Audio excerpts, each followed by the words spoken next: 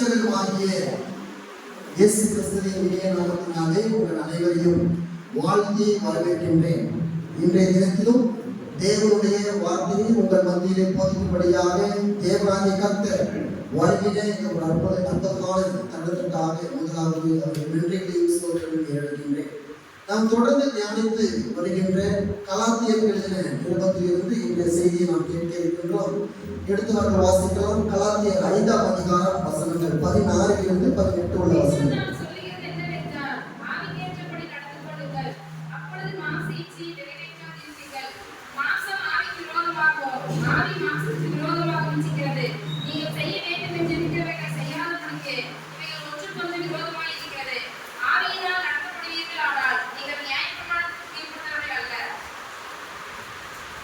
இங்கே கலாத்தியருக்கு எழுதிய பொழுது பவுல் சொல்லுகின்ற காரியம், ஆவிக்கு ஏற்றபடி நடவுங்கள், மாம்சத்திற்கு ஏற்றபடி நடக்காமல் ஆவிக்கு ஏற்றபடி நடங்கள், மாம்ச இச்சையை நிறைவேற்றாமல் இருப்பீர்கள். நம்முடைய உடம்புல பார்த்தீங்கன்னு சொன்னா, நம்மளுக்கு உடம்பு நன்றாக இயக்கணும் அப்படின்னு சொன்னா ரத்தம் என்பது மிகவும் அவசியமான ஒன்று. நம்முடைய உடம்புல ரத்தம் என்பது கட்டாயம் இருக்கணும். அந்த ரத்தம் நல்ல ரத்தமாக இருக்கணும், அல்லது சரீரமாக நல்ல இயல்பாக இருக்கணும், எந்த ஒரு பிரச்சனையும் இல்லாமல் இருக்கணும்னு சொன்னா அந்த ரத்தத்துல பார்த்தீங்கன்னா 2 விதமான அணுக்கள் இருக்கும். எல்லாருக்கும் தெரிந்த விதமானது தான். ஒன்று சிவப்பு அணுக்கள், இன்னொன்று வெள்ளை அணுக்கள். இதுல இந்த வெள்ளை அணுக்களுடைய வேலை என்ன என்று சொல்லி பார்த்தீங்கன்னா, நம்முடைய உடம்புல எந்த ஒரு நோய் தொற்றும் வராததுக்கு, எந்த ஒரு கிருமிகள் மூலமாகவோ அல்லது எந்த ஒரு பாக்டீரியா மூலமாக நமக்கு நோய் தொற்று பரவாமல் இருக்க இந்த வெள்ளை அணுக்கள் என்ன செய்யுமா, ஒவ்வொரு நாளும் ஒவ்வொரு நிமிடமும் என்ன செய்யும், அந்த கிருமிகளோட அது போரிட்டு கொண்டே இருக்கும், சண்டை போட்டுக்கொண்டே இருக்கும். அந்த வெள்ளை அணுக்களுடைய வேலையே நம்மளுடைய உடம்புல நோய் தொற்று பரவாமல் தடுத்து நிறுத்துவதுதான் அதனுடைய பிரதான வேலை. அது ஒவ்வொரு நாளும் அதனுடைய வேலையை அது செய்து கொண்டேதான் இருக்கும். அதனாலதான் நம்ம மருத்துவமனையில் நமக்கு விலகினத்தோடு நம்ம அனுமதிக்கப்படும் போது உங்களுக்கு வெள்ளை அணுக்கள் மிக குறைவாக இருக்குது, வெள்ளை அணுக்கள் நம்மளுக்கு வேலை செய்யல அப்படின்னு சொல்லுவார். அப்ப நமக்கு நோய் தொற்று வருதுன்னு சொன்னா அதுல வெள்ளை அணுக்களுடைய பங்களிப்பு இல்லைங்கிறது தான் மிக முக்கியமானதாய் காணப்படுகிறது. அதே போல நம்முடைய கிறிஸ்துவ வாழ்க்கையில அல்லது நம்முடைய டெய்லி லைஃப்ல நம்முடைய சரீரத்துக்கும் ஆவிக்கும் இடையே டெய்லி என்ன செஞ்சு கொண்டு யுத்தமானது நடந்து கொண்டே இருக்கிறது. இந்த சரீரமும் ஆவியும் தினமும் சண்டை போட்டுக் கொண்டிருக்கிறது. சரீரம் என்ன விதமாக யோசிக்கும்னு சொன்னா, அது தனக்கான காரியங்களை மட்டும்தான் யோசிக்கும். அதுதான் வேதாகமத்துல மாம்ச சிந்தை என்று சொல்லி பார்க்கிறோம். ஆனால் ஆவி என்பது சுயமாக யோசிக்காது. ஏன் என்று சொன்னால், அந்த ஆவி என்பது தேவன் மூலமாக பிறக்கின்ற ஒன்று, தேவன் மூலமாய் வருகின்ற ஒன்று. அதனாலதான் இங்க ரோமருக்கு எழுதின நிருபம் 8ஆம் அதிகாரத்துல நம்ம வாசிக்கும் பொழுது, நாம எதை செய்யணும்னு நினைக்கிறோமோ அதை செய்யாம எதை செய்யவே கூடாதுன்னு நினைக்கிறோமோ அதைதான் நாம செய்கின்றோம் என்று சொல்லி பவுல் சொல்கின்றார். இது நம்முடைய அன்றாட வாழ்க்கையில நடக்கக்கூடிய ஒன்றுதான். காலையில சீக்கிரமா எழுந்து ஜெபம் பண்ணணும், வேதம் வாசிக்கணும் அப்படின்னு நாம முடிவு பண்ணியிருக்கோம். சரி, நாளையிலிருந்து இதை நம்ம அமல்படுத்திடலாம், நாளையிலிருந்து இதை டெய்லி ரொட்டீனா நம்ம கரெக்டாக அதிகாலையில் எழுந்து ஜெபம் பண்ணணும்னு சொல்லி நாம ரொம்ப பிரயாசப்பட்டு என்ன செய்வோம், அலாரம்லாம் வச்சு எழுதிருப்போம். அப்பதான் என்ன தோணும்னா, சரி இன்னைக்கு வேண்டாம், ரொம்ப வசதியா இருக்கு, தூக்கம் வந்துகிட்டே இருக்குது, இதை நாம நாளைக்கு செய்யலாம் அப்படின்னு சொல்லி நம்ம என்ன செய்வோம், அதை போஸ்ட்போன் பண்ணுவோம். நாம நாளை தினத்துக்கு செய்வோம்னு சொல்லி செய்வோம். நாளைக்கு தினம் பார்த்தீங்கன்னா இதை விட வேற ஒரு விதமான ஒரு தடைகள் நமக்கு வரும். சரி, இது பகல்ல செட் ஆகல, சரி இன்னும் கொஞ்ச நேரம் கழிச்சு நம்ம ஜெபம் பண்ணுவோம், அது வேற வாசிப்போம்னு சொல்லும் பொழுதுதான், நம்ம பைபிளை எடுத்து திறக்கும் பொழுதுதான் நமக்கு ஃபோன் கால் வரும், மிக்சியில் ஏதாவது போட்டு அரைப்பாங்க, டிவி சவுண்ட் அதிகமாக இருக்கும், இது வேற ஏதாவது ஒரு வேலைகள் நமக்கு வரும். இப்படி மனிதனுடைய சிந்தை, சரீர ரீதியான சிந்தை அநேக விதமான பிரச்சனைகளையும் தடைகளையும் நமக்கு கொண்டு வந்துவிடும். அதை தான் நமக்கு செய்ய தோண வைக்கும். நாம ஒரு நல்ல காரியத்தை செய்யணும்னு நினைப்போம், ஆனா அதை செய்யாம அதற்கு நேர் எதிராக இருக்கின்ற மற்ற காரியங்களை நாம செய்கின்றவர்களாய் மாறிவிடுகின்றோம். அதுதான் அப்போஸ்தலனாகிய பவுல் ரோமருக்கு எழுதின 7ஆம் அதிகாரம் வசனம் 18-20 சொல்கின்றார். வசனத்தை வாசிக்கிறேன்.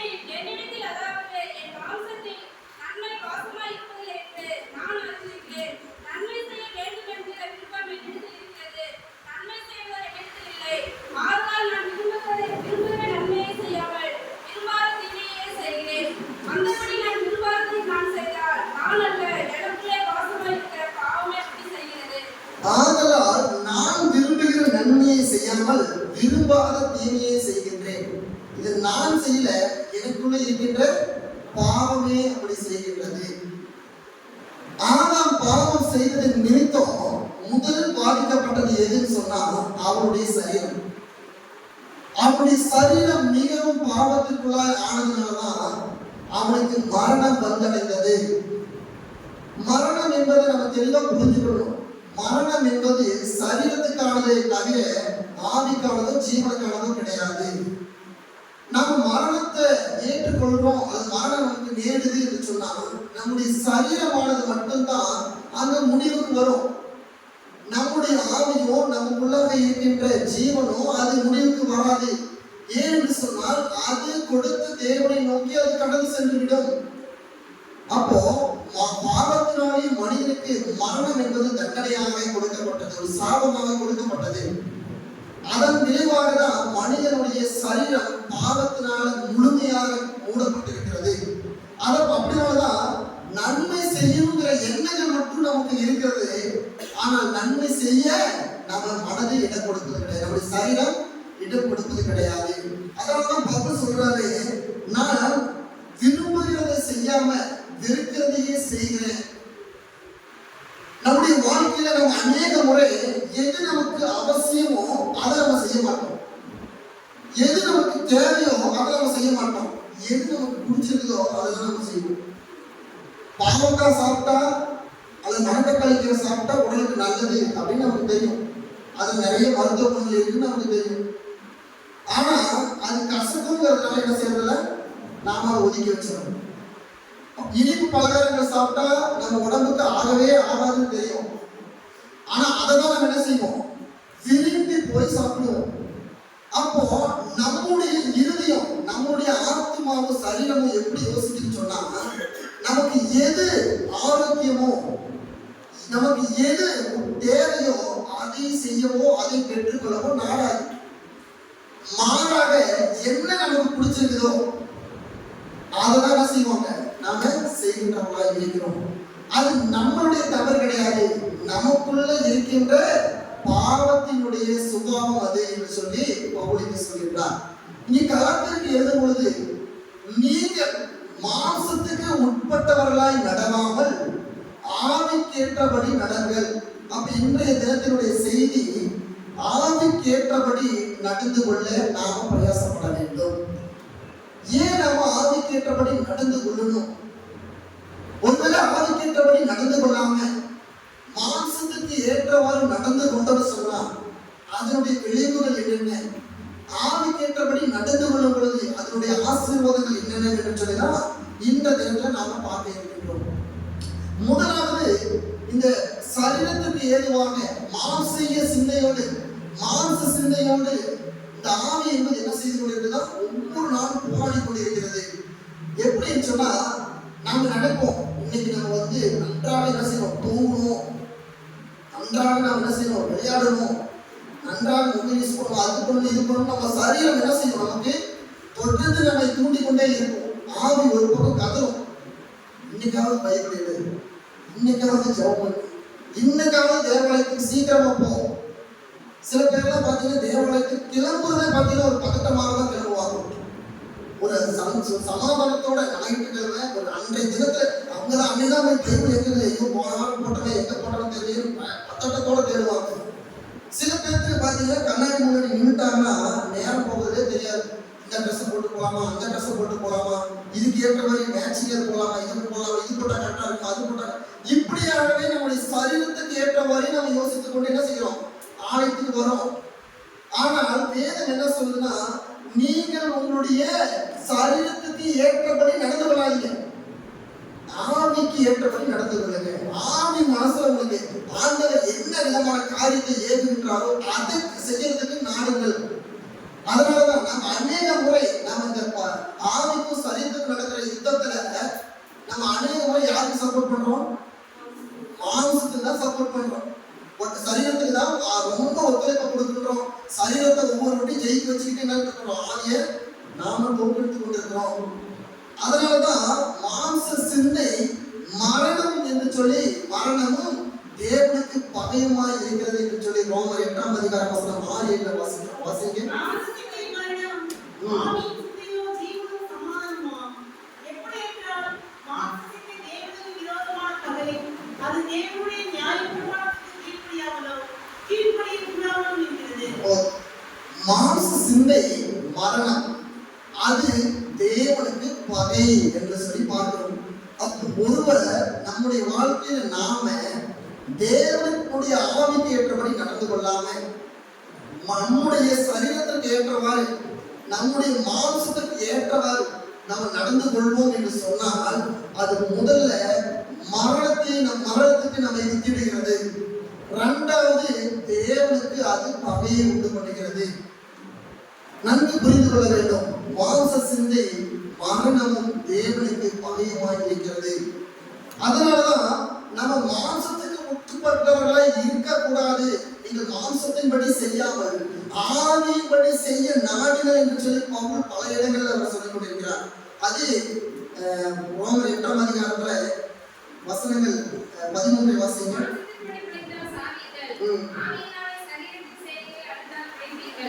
அதே ரோமர் 8:8 வாசிங்க.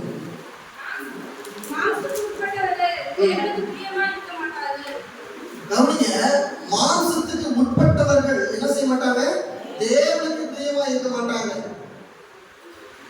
எல்லாருமே நம்ம ஒருவேளை நம்முடைய சரீரத்திற்கு, நம்முடைய மாம்சத்திற்கு, நம்முடைய உடம்பிற்கு நம்ம முக்கியத்துவம் கொடுத்து, நம்முடைய சிந்தனைக்கும் நம்முடைய யோசனைகளுக்கும் நாம் முக்கியத்துவம் கொடுத்தோம்னு சொன்னா தேவனுக்கு பிரியமாய் இருக்க முடியாது. அதனாலதான் ஆண்டவர் சொல்கின்றார், 2 எஜமானர்களுக்கு ஊழியம் செய்ய ஒருவரால் கூடாது. அது எல்லா இடங்களிலும் பொருந்தும், உலகத்துக்கும் பொருந்தும், சரீரத்துக்கும் பொருந்தும். நம்ம உலகத்திற்கும் தேவனுக்கும் என்ன செய்ய முடியாது? ஊழியம் செய்ய முடியாது. உலகம் தான் முக்கியம் என்று சொன்னால் உலகத்தினுடைய வாழ்க்கையை வாழ்க்கணும். அதுக்கு தேவன் தான் முக்கியம்னா தேவனுக்கு ஏற்றபடி நாம வாழ பழகிக் கொள்ளணும். அதே போலதான் மாம்சத்துக்கு ஏற்றவாறு தான் நாம் சிந்திப்போம். எங்களுக்கு மாம்சத்துக்கு ஏற்றவாறு, சரீரத்துக்கு ஏற்றவாறு, என்னுடைய சரீர யோசனையின்படிதான் எனக்கு வாழ பிடிக்குது, என் இஷ்டமான வாழ்க்கை தான் நான் வாழுவேன் அப்படின்னு நினைக்கிறவர்கள் என்ன செய்யணும்? தேவனை விட்டு வெளியேறணும். ஏன்னு சொன்னா அவர்கள் ஒரு காலம் தேவனுக்கு பிரியமானதை செய்ய மாட்டார்கள். அவர்கள் தேவனுடைய கட்டளைகளின் கற்பனைகளில் செய்ய அவர்களால் கூடாது, அவர்களால் முடியாது. ஆனா தேவன் ஒரு சிலரை தெரிந்து கொள்கின்றார், அவர்களை அவர் இழுந்து கொள்கின்றார். அதனாலதான் கடந்த நாட்களில் செய்தி கேட்டோம், என்னுடைய பிதா ஒருவரை இருக்காவிட்டால் ஒருவரும் என்னிடத்துல சேர முடியாது. அப்போ பிதா நம்ம எல்லாரும் இழுத்து கொண்டிருக்கிறார். இழுத்து கொண்டதுனாலதான் நாம இன்றைய தினத்துல கிறிஸ்துவர்கள் என்கின்ற அடையாளத்தோடு இங்க அவருடைய சன்னிதானத்துல அமர்ந்திருக்கின்றோம். அப்போ அவருடைய சன்னிதானத்துல அமர்ந்திருக்கின்ற நாமும் அநேக சமயங்கள்ல இந்த மாம்சீக ரீதியாக நாம யோசிக்கின்றோம். என்ன நாளைக்கு செய்யறது? இன்னும் கடன் வேற இவ்வளவு தொகை இருக்குது, குடும்பத்துல வேற இப்ப தேவை இருக்குது, மளிகை சாமான் வேற தீர போகுது, கேஸ் முடிய போகுது, இன்னும் அங்க கடன் கொடுக்கணும், இங்க கடன் வாங்கணும்னு சொல்லி நம்முடைய யோசனைகளை மாம்சத்திற்கு ஏதுவாகவே நாம் யோசித்து வாழ்ந்து கொண்டிருக்கிறோம். மாம்சீக ரீதியாகவே நம்முடைய வாழ்க்கை நம்ம வாழ பழகிட்டோம். ஏன்னா நாம் அப்படிப்பட்டவர்களாக தான் இருந்தோம். ஆனா ஒரு வாட்டி நம்ம கிறிஸ்துவுக்குள்ள வந்துட்டோம், தேவனுக்குள்ளாக வந்துட்டோம்னு சொன்னா மாம்சத்தின் படி நாம் என்ன செய்யணும்? மரணித்து நாம் ஜீவனுக்காக பிழைத்திருக்க வேண்டும். அதனாலதான் நமக்கு தேவன் மூலமாக ஞானஸ்தானம் கொடுக்கப்படுது. எதுக்கு என்று சொன்னால், பழைய காரியங்கள் எல்லாம் ஒளிந்துவிட்டு புதிய மறுரூபமான மறுபிறப்பின் அனுபவத்தை பெற்றுக்கொள்ளணும். அதனாலதான் ஆண்டவராகிய இயேசு கிறிஸ்து இந்த மறுபிறப்பை குறித்து கூறுகிறார். யோவான் 3ஆம் அதிகாரம் வசனம் 5-7 வாசிக்கிறேன்.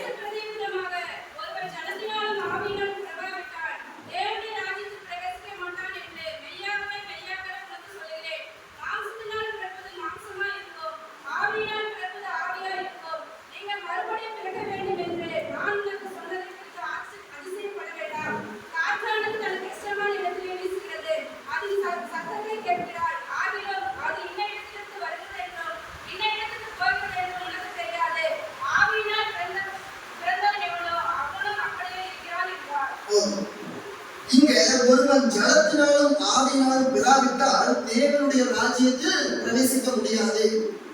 மாம்சத்தின் மூலமாய் பிறந்தவன் மாம்சீகமாக யோசிப்பான், மாம்சீகமாக நடந்து கொள்வான். ஆவியின்படி பிறந்தவன் ஆவிக்கு ஏற்றபடி நடந்து கொள்வான். எனவே நீங்கள் மறுபிறப்பு அடைய வேண்டும் என்பது என்னுடைய விருப்பமாக இருக்கிறது. The reborn experience should have in our life.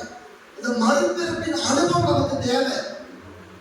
அந்த மறுபிறப்பின் அனுபவம் நமக்கு இல்லைன்னு சொன்னா நம்ம இன்னும் எப்படி அழைக்கப்படும் போது நம்முடைய நிலைப்பாடு இருந்ததோ அதே போலதான் நம்முடைய வாழ்க்கை இன்னும் இருக்கும்.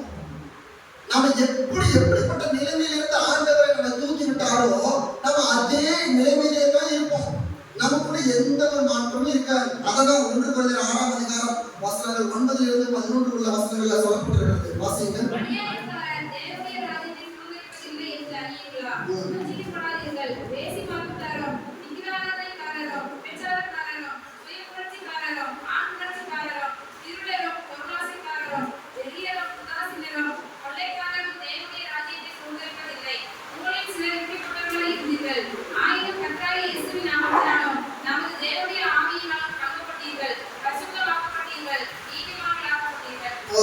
இங்க பாருங்க, நாம ஆண்டவருடைய ஆவி நமக்குள்ள வராத வரைக்கும் நம்ம எப்படி இருந்தோம்னு சொன்னா ஒரு இவ்வளவு பெரிய பட்டியல்.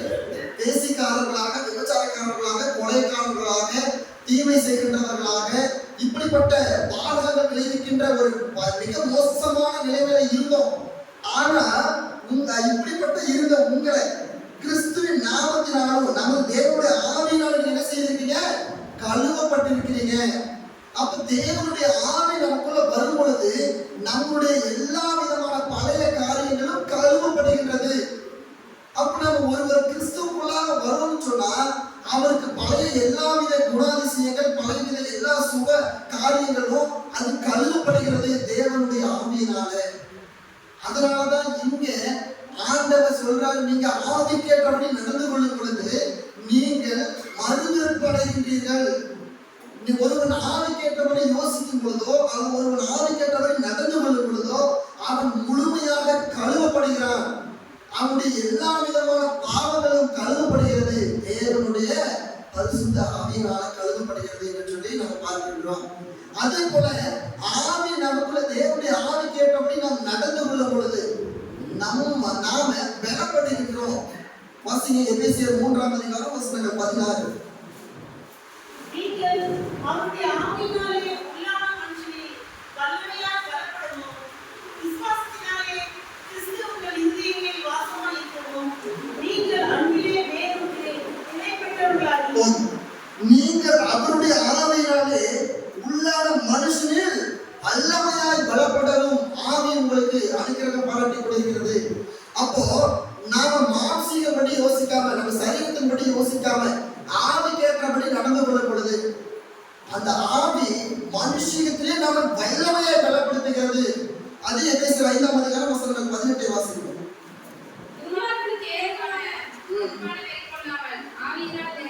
பாருங்க, துன்மார்க்கருக்கு ஏதுவாக மதுவை கொள்ளாமல் நீங்கள் ஆவியினாலே நிறைந்தவர்களாய் காணப்படுகிறது. அப்போ ஒரு மனுஷன் ஆவியினால நிரம்பி அருளும் பொழுது, ஒரு மனுஷன் ஆவிக்கு ஏற்றபடி நடந்து கொள்ளும் பொழுது துன்மார்க்கருக்கு ஏதுவான காரியங்களை அவன் செய்ய மாட்டான், மதுவை கொள்ள மாட்டான். அப்போ ஒரு மனிதன் ஆவிக்கு ஏற்றபடி நடந்து கொள்ளும் பொழுது அவன் மனுஷீகமாக யோசிப்பதையே அவன் விடுகின்றான். அதையெல்லாம் கலாத்தியர்கள் சொல்றார், நீங்கள் ஆவிக்கு ஏற்றபடி நடந்து மனுஷீக ரீதியாக மாம்ச சிந்தைக்கு ஏற்றவர்களை வெறுத்து விட்டு ஓடுங்கள் என்று சொல்லி பார்க்கிறோம். அப்போ நாம மானசீகமாக யோசித்தோம்னு சொன்னா அது நம்மை மரணத்திலே கொண்டு போய் விடுகிறது. அது தேவனுக்கு பகையை ஊட்டுகின்றது. அது ஜீவனை கொடுக்காது. அது சாவதற்கு ஏதுவாக நம்மை அமைக்கிறது. ஆனால் அதற்கு நேர் எதிராக நாம் ஆவிக்கு ஏற்றபடி நடந்து கொள்ளும் பொழுது, ஆவிக்கு ஏற்றபடி சிந்திக்கும் பொழுது, ஆவிக்கு ஏற்றபடி யோசிக்கும் பொழுது நாம தேவனால கழுவப்பட்டு தேவனால பலப்படுத்தப்படுகின்றோம். அப்படி தேவனால பலப்படுத்தப்படுகின்ற நம்மை தான் ஆண்டவர் அவருக்கு ஏற்ற காரியங்களை எடுத்து பயன்படுத்துகின்றார். வாசிங்க 1 யோவான் 1ஆம் அதிகாரம் வசனங்கள் 1-3.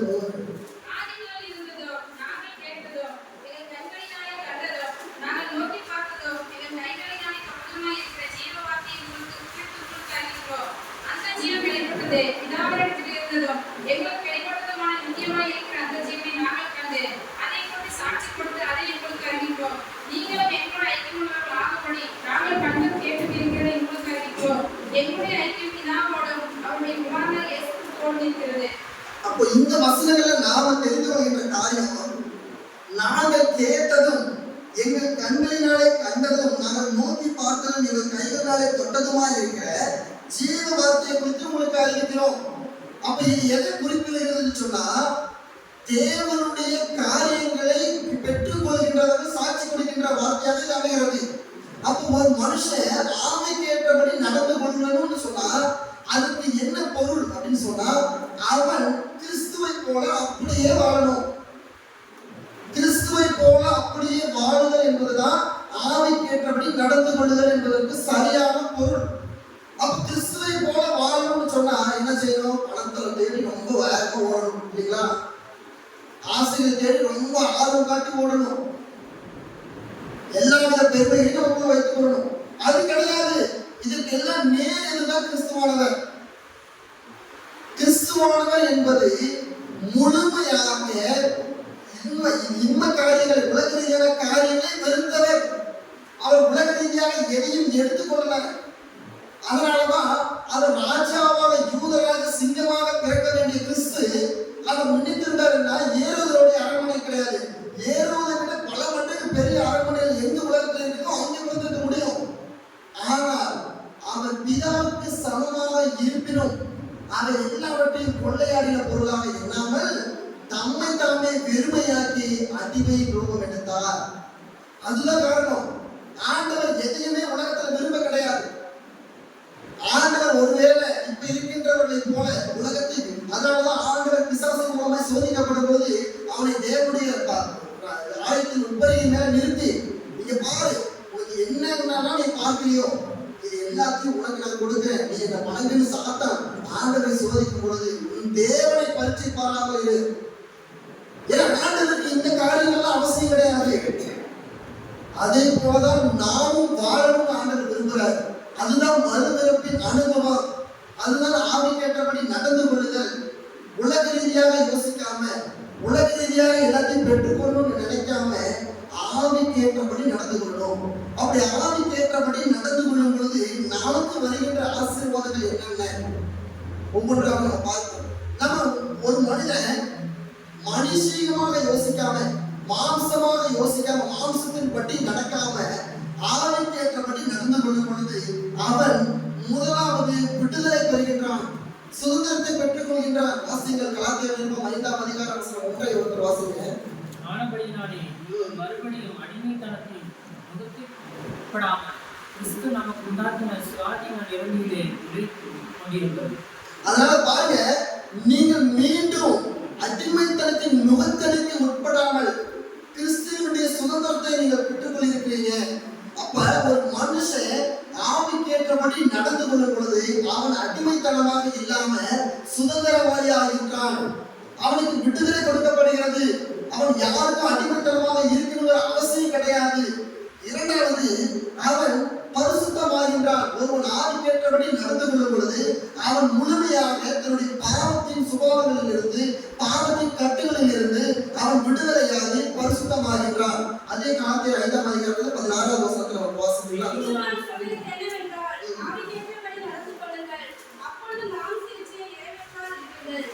அப்ப பாருங்க, நம்ம மாம்ச இச்சையை நிறைவேற்றாமல் இருக்கும் பொழுது நாம பரிசுத்தம் உள்ளவர்களாய் காணப்படுவோம். மாம்சீக சிந்தை நம்ம செய்யலன்னு சொன்னா அதுக்கு நேர் எதிராக இருக்கின்ற ஆண்டவருடைய காரியங்களை செய்து கொண்டிருக்கிறோம். அப்போ ஒரு மனுஷன் ஆவிக்கேற்றபடி நடந்து கொள்ளும் பொழுது அவனுக்கு கிடைக்கின்ற இரண்டாவது மிகப்பெரிய ஆசீர்வாதம், அவன் பரிசுத்தமாக்கப்படுகின்றான். மூன்றாவது, அவன் ஒரு மனுஷன் ஆவிக்கேற்றபடி நடந்து கொள்ளும் பொழுது அவன் சத்தியத்திலே நடத்தப்படுகின்றான். நீதியின் பாதையிலே அவன் நடத்தப்படுகின்றான். அவன் போகின்ற வழியில சத்தியம் நிறைந்திருக்கிறது. யோவான் 16ஆம் அதிகாரம் வசனம் 13 15 உள்ள வசனங்கள். சத்திய ஆவியாகிய அவர் வரும்போது சகல சத்தியத்திற்குள்ள உங்களை நடத்துவார். அவர் தம்முடைய சுயமாய் பேசாமல் தாம் கேள்விப்பட்டவைகளை யாவையும் சொல்லி வரப்போகிற காரியங்களை அவர்களுக்கு அறிவிப்பார்.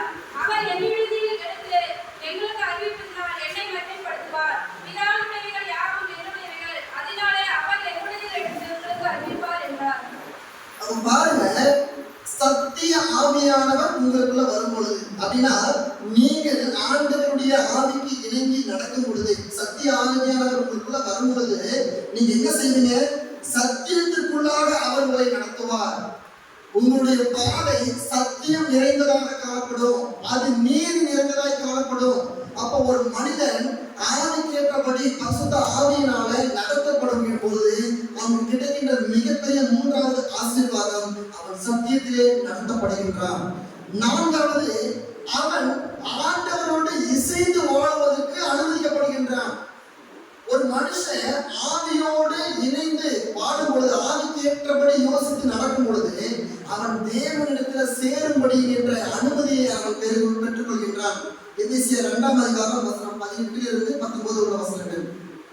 அந்தபடியே நாம் இருக்கிறாலும் ஒரே ஆவியினாலே பிதாவினிடத்தில் சேரும் சாத்தியத்தை அவர் மூலமாய் பெற்றிருக்கிறோம்.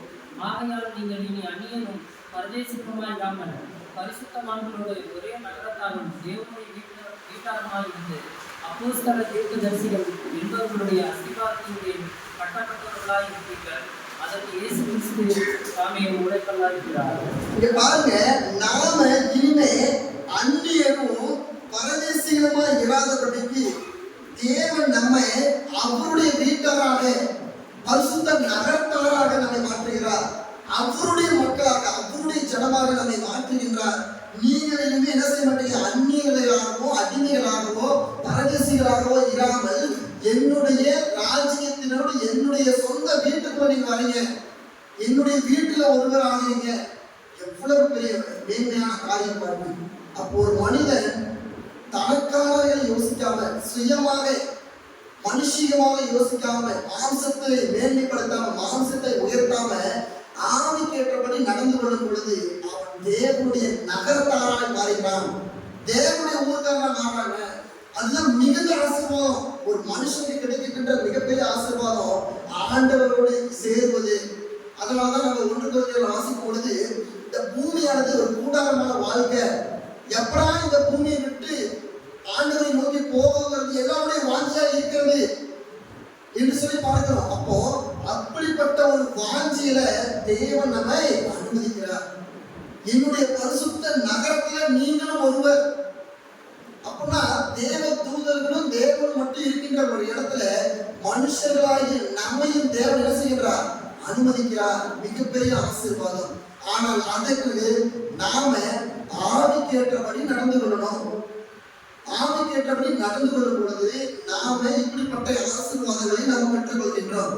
அடுத்தது, நாம ஆவிக்கேற்றபடி நடந்து கொள்ளும் பொழுது தேவனுடைய பிள்ளைகளாக, சுயமுள்ள பிள்ளைகளாக, சுயகார புத்திரர்களாக ஆகின்றோம். ரோமர் 8:15-16 வசனங்கள்.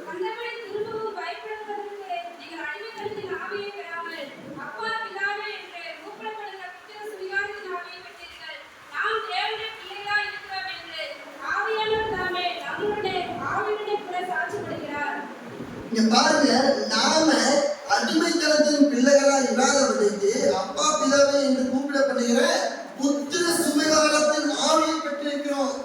அப்போ நம்ம ஆவி, தேவனுடைய ஆவிக்கேற்றபடி நம்ம நடந்து கொள்ளும் பொழுது நாம தேவனுடைய சுவிகார புத்திரம் என்று சொன்னால் அதற்கு என்ன அர்த்தம்னு சொன்னா, ரைட்ஃபுல், அதிகாரம் உள்ள, லீகலா நாம் என்ன செய்கிறோம்? தேவனுடைய பிள்ளையாக மாறுகின்றோம். அப்ப தேவனுக்கு இருக்கின்ற எல்லா காரியத்திலும் நமக்கும் அனுமதி இருக்கின்றது. அப்ப அவருடைய சுவிகார புத்திரர்களாக நாம மாறுவதற்கு தேவனுடைய ஆவிக்கேற்றபடி நாம நடந்து கொண்டு நாம் மிகவும் தீவிரிக்க வேண்டும். அடுத்ததாக, 6வதாக, தேவனுடைய ஆவியின்படி நாம் நடந்து கொள்ளும் பொழுது நமக்கு கிடைக்கின்ற மிகப்பெரிய ஆசீர்வாதம், நற்சாட்சி பெற்றவர்களாய் நாம் மாறுகிறோம். அப்போஸ்தலர் 1:8 வாசிக்கலாம். பரிசுத்த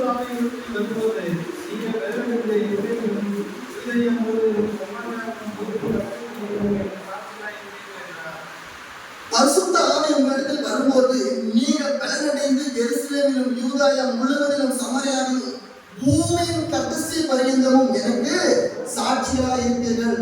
அப்போ தேவனுடைய ஆவி உங்களுக்கு வரும் பொழுது நீங்க நற்சாட்சி உள்ளவர்களாய் மாறுகிறீங்க. நீங்க நீதி விட்டு மாறுகிறீங்க.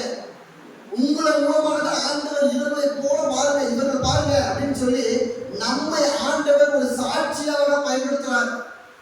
நாம தேவனுடைய ஆவி நமக்குள்ள வரும் பொழுது, நாம தேவனுடைய ஆவிக்கு ஏற்றபடி நடந்து கொள்ளும் பொழுது தேவன் நம்மை லிவிங் விட்னஸா மாற்ற நற்சாட்சி உள்ள பிள்ளைகளாய் தேவன் மாற்றுகின்றார்.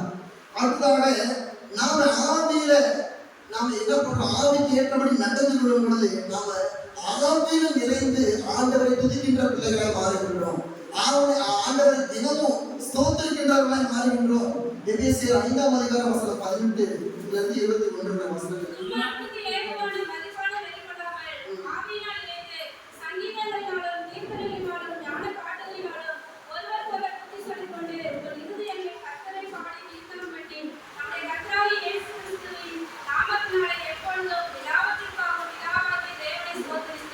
அதை கொலோசியர் 3:16. கிறிஸ்துவின் வசனம் உங்களுக்குள்ளே சகல ஞானத்தோடும் பரிபூர்ணமாக வாசமாய் இருப்பதாக. சங்கீதங்களினாலும் கீர்த்தனைகளினாலும் ஞானம் காட்டுதலினாலும் ஒருவருக்கொருவர் போதித்து புத்தி சொல்லிக்கொண்டு உங்கள் இதயத்திலே கர்த்தரை பக்தியுடன் பாடி. அப்போ ஆண்டவருடைய ஆவி நமக்குள்ள வரும் பொழுது நாம சங்கீதத்தோடும் கீர்த்தனைகளாலும் ஞான பாட்டுகளாலும் தேவனை துதித்து பாடுகின்ற பிள்ளைகளாக ஜனங்களாக மாறிவிடுகின்றோம். இங்க அநேக நேரங்கள்ல நாம் என்ன செய்யறோம்னா தேவனுடைய ஜெபத்தை மட்டும்தான் வைக்கிறோம். தேவனை உயர்த்தி தேவனை புகழ்ந்து பாடல்களை பாடுவதே கிடையாது. இப்ப வருகின்ற கிறிஸ்துவ பாடல்கள் எல்லாமே கிறிஸ்தவர்களை குறித்து தான் பாடுது. கிறிஸ்தவன் இப்படி இருக்கக்கூடாது, கிறிஸ்தவன் இதை செய்யணும், கிறிஸ்துவனுக்கு இதை செய்வாரு, கிறிஸ்தவர்களுக்காக பாடல்கள் போடப்பட்டிருக்கிறது. ஆனால் பாடல் என்பது முதன்மையாக எதற்கு இருக்கணும்னு சொன்னா தேவனுடைய வல்லமையை அது வெளிப்படுத்துகின்றதாக இருக்கணும். கீர்த்தனைகள்லாம் ஆரம்பகால கீர்த்தனைகள் எல்லாம் பாருங்க, ஆண்டவருடைய குணாதிசயத்தை வெளிப்படுத்துகின்றதாக, ஆண்டவருடைய வல்லமையை வெளிப்படுத்துகின்றதாக, ஆண்டவர் யார் என்பதை தெரிவிக்கின்ற வகையில் அந்த பாடல்கள் அமையும். ஆனா இப்போ வருகின்ற பாடல்கள் அநேக இடங்களில் நாம் என்ன செய்யறதில்ல, அப்படிப்பட்ட பாடல் கிடையாது. அதே போல நாம வசனம் என்ன சொல்லுது? ஒருவன் சோகமா இருக்கும் பொழுது அவன் ஜெபம் பண்ண கடவன், ஒருவன் மகிழ்ச்சியா இருக்கும் பொழுது அவன் சங்கீதம் பாட கடவுள் சொல்லியிருக்கு. ஒரு நாளும் நம்ம சந்தோஷமா இருக்கும்போது ஆண்டவரை புகழ்ந்து பாடுவதே கிடையாது. ஆனா ஒரு பிரச்சனைனா என்ன செய்யறோம்? உலகால் படிட்டு ஆண்டவரே இப்படி ஒரு பிரச்சனை நேர்ந்துருச்சு, இப்படி ஒரு சோகம் வந்துருச்சு, குடும்பத்துல கஷ்டம் வந்துருச்சு, குடும்பத்துல பிரிவினை உண்டாகிடுச்சு, நான் அப்படிப்பட்ட கஷ்டத்தை மாட்டிட்டேன்னு பல மணி நேரம் நம்ம ஆண்டவரை ஜெபிக்கிறோம். நான் ஜெபிப்பது தவறுன்னு சொல்ல கிடையாது. ஆண்டவர்கிட்ட ஜெபிப்பதை காட்டிலும் ஆண்டவரை புகழ்ந்து ஒவ்வொரு நாளும் பாடுவது மேன்மையானது. நம்முடைய நாவால ஆண்டவர் வல்லவர், அவர் நல்லவர் என்று பாடுறோம். அதனாலதான் வானத்த தூதர்கள் ஒவ்வொரு நாளும் தூங்காம சேனைகளின் கர்த்தர் வல்லவர் நல்லவர் என்று சொல்லி அதை புகழ்ந்து பார்த்துட்டே இருக்கிறார்கள் இரவு முழுவதும் என்று சொல்லி பார்க்கிறோம். அப்படிப்பட்ட ஒரு நாவுகளுடைய கிறிஸ்தவர்களை நம்ம மாறும். ஆண்டவரை எல்லாரும் நம்முடைய இருதயத்துல நம்ம வைத்து துதித்து பாடுகின்றவர்களை மாறும். அதற்குமே ஆவிக்கேற்றபடி நடந்து கொள்வதுதான் இப்படிப்பட்ட பாக்கியம் கிடைக்கிறது. ஒருவேளை நம்ம ஆவிக்கேற்றபடி நமக்கு தேவனுடைய ஆவியுடைய இருதயத்தில் இல்லாதனாலேயே நம்ம தெரியல, நம்ம அநேக முறை தேவனை புகழ்ந்து பாடுவதை நாம மறந்து விடுகின்றோம். நமக்குள்ள ஆண்டவரை புகழ்ந்து பாடுவது என்ன வரும்னாலே ஆண்டவருடைய ஆவி நமக்குள்ள முதன்மையாக அது வரும். எனவே அப்ப ஆண்டவருடைய ஆவி நமக்குள்ள வரும்போது நாம் அவரை புகழ்ந்து பாடுகின்றவர்களாகவே நாம் மாறுகின்றோம். இதெல்லாம் நமக்கு கிடைக்கின்ற மிகப்பெரிய ஒரு ஆசீர்வாதங்களாக நாம் பார்க்கின்றோம். அடுத்ததாக இதன் மூலமாக நம்ம எதையெல்லாம் பாதுகாத்துக் கொள்கின்றோம்? ஆவிக்கேற்றபடி நடந்து கொள்ளும் பொழுது நம்ம எதில் இருந்தெல்லாம் தப்பிக்கிறோம். வாசிங்க ரோமர் 8ஆம் அதிகாரம் வசனம் 1.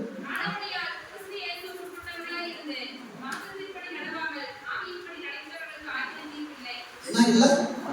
ஆக்கினை தீர்ப்பு நமக்கு இல்ல. ஆவிக்கேற்றபடி நடந்து கொள்ளும் பொழுது ஆக்கினை தீர்ப்பு இல்ல. ஒருவேளை மாம்சீகமாய் நடந்து கொள்வோம், மாம்சீகமாக யோசிப்போம், மாம்சீகமாக சுய சிந்தையோடு நாம் நடந்து கொண்டிருப்போம், நமக்கு பிரியமானதை செய்துட்டு இருப்போம். என் இஷ்டமான பார்க்கதான் நான் வாழுவேன், எனக்கு பிடிச்ச மாதிரி தான் நான் வாழுவேன், என் மனமோட போடுறதான் என் வாழ்வேன், என் மனசாட்சி என்ன சொல்லுது அது கூட தான் நான் நடப்பேன் அப்படின்னு நினைக்கிறவங்களுக்கு கட்டாயம் ஆக்கினை தீர்ப்பு உண்டு.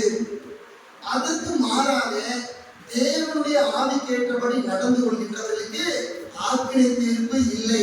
அதற்கு ஆவியின்படி நடந்து கொள்கிறவர்களுக்கு ஜீவன் கொடுக்கப்படுகிறது, மாம்சத்தின்படி நடந்து கொள்கிறவர்களுக்கு மரணம் கொடுக்கப்படுகிறது என்று சொல்லி நாம் வாசிக்கிறோம்.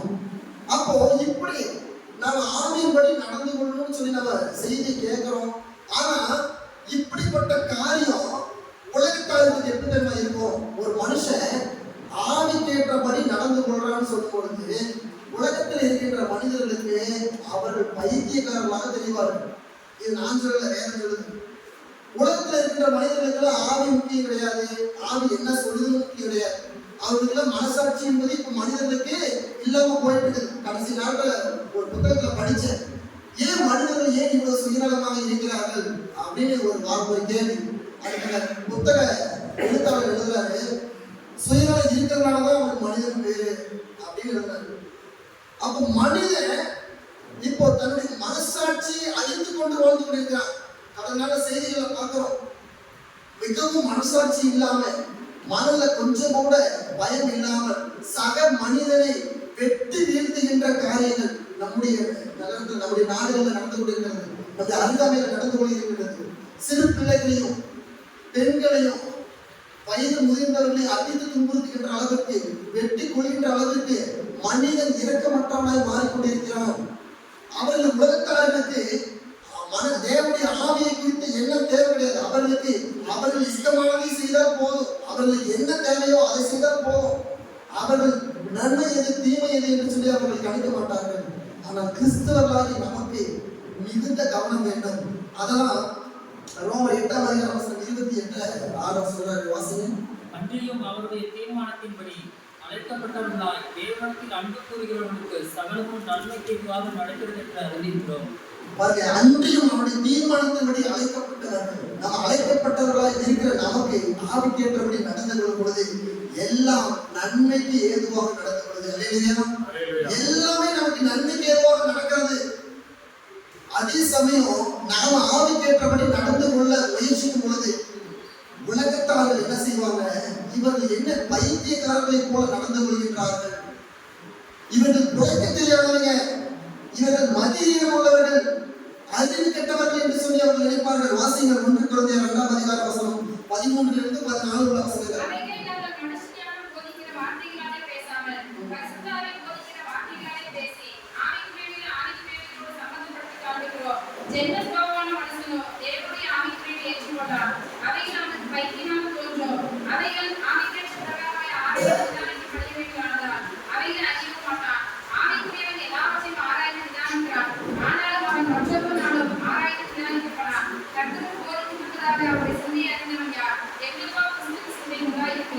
இதுதான் மனுஷங்கள ஜென்ம சுபாவமான மனுஷன் ஆவிக்கு ஏற்றபடி நடந்து கொள்கிறவர்களை பார்த்து என்ன சொல்லுவான்?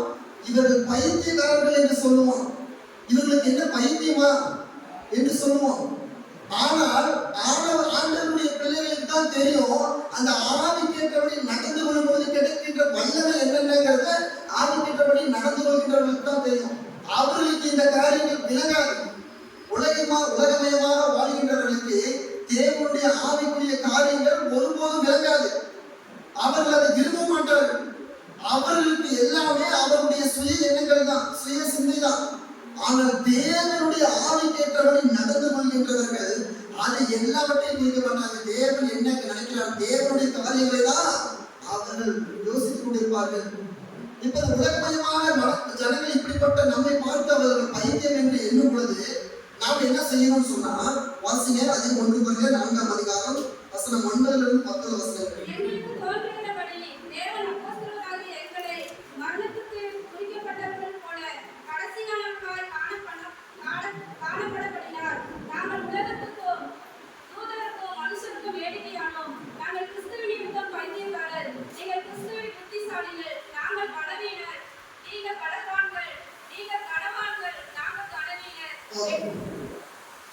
உலகத்திற்கு ஆண்டவருடைய பிள்ளைகள் கிறிஸ்துவர்களை பார்க்கும் பொழுது நாம் அவர்களுக்கு மனுஷனுக்கு வேடிக்கையாக தான் நம்ம தெரியும். மனுஷனுடைய பார்வை உலகமயமாக வாழ்கின்றவர்களுக்கு ஆண்டவர்களுக்கு ஏற்றபடி நடந்து கொள்கின்றவர்களை பார்க்கும் பொழுது வேடிக்கையாக தான் தெரியும், பைத்தியக்காரர்களாக தான் தெரியும். அங்கு நாம சொல்லக்கூடிய பதில் என்னன்னா, நாங்கள் கிறிஸ்துவின் நிமித்தம் பைத்தியக்காரர்கள் தான். நீங்கள் கிறிஸ்துவில நீங்கள் புத்திசாலிகள், நாங்கள் பலவீனர், நீங்கள் பலமுள்ளவர்கள், நாங்கள் கனவான்கள், நீங்கள் கனவீனர்கள் என்று சொல்லி நாம சொல்லிட வேண்டியதான். ஆனா உண்மை ஆண்டவருடைய பரியந்தம் வரும் பொழுது ஆண்டவருடைய பிள்ளைகளுக்கான மேன்மை என்பது அது வைத்திருக்கப்பட்ட ஒன்று. உலகத்துல இருக்கிறவங்க என்ன நினைக்கிறாங்கிறது நமக்கு முக்கியமே கிடையாது. ஒரு மனுஷன் என்ன நம்ம யோசிக்கிறான், எப்படி நம்ம தீர்மானிக்கிறாங்கிறது நமக்கு முக்கியம் கிடையாது. மனுஷனுக்கு உட்பட்டவர்களை நம்ம நடக்க கூடாது. ஐயோ 4 பேர் 4 விதமா பேசிட்டு என்ன பண்றது, இப்படி யோசிச்சா என்ன பண்றது, பக்கத்து வீட்டுக்காரர் இப்படி நினைச்சா என்ன பண்றது, அவரை இப்படி நினைச்சா என்ன பண்றது. ஆண்டவருக்கு ஏற்றவாறு நம்ம நடக்கும் பொழுது யார் நம்ம என்ன விதமாக நினைத்தாலும் அதை குறித்து நம்ம கவலையே படக்கூடாது. ஏன்னு சொன்னால் நாம உலகத்திற்கு உட்பட்டவர்கள் கிடையாது. நம்ம தேவனுடைய தீர்மானத்தினுடைய தெரிந்து கொள்ளப்பட்ட ஜனங்கள், அவருடைய ஆவிக்கேற்றபடி நடந்து கொள்கின்ற பிள்ளைகள். நமக்கு சகலமும் நன்மைக்கேற்ப நடந்து கொள்கிறது.